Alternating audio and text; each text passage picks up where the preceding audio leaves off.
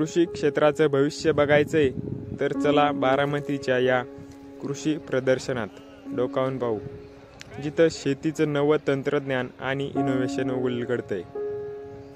इथं प्रवेश करताच तुम्हाला जाणवेल शेतीची क्रांती सुरू आहे। प्रत्येक स्टॉल, प्रत्येक कोपरा काहीतरी वेगळं सांगतोय। आधुनिक यंत्रसामग्री, जैविक पद्धती आणि शाश्वत शेतीचं दर्शन घडतं।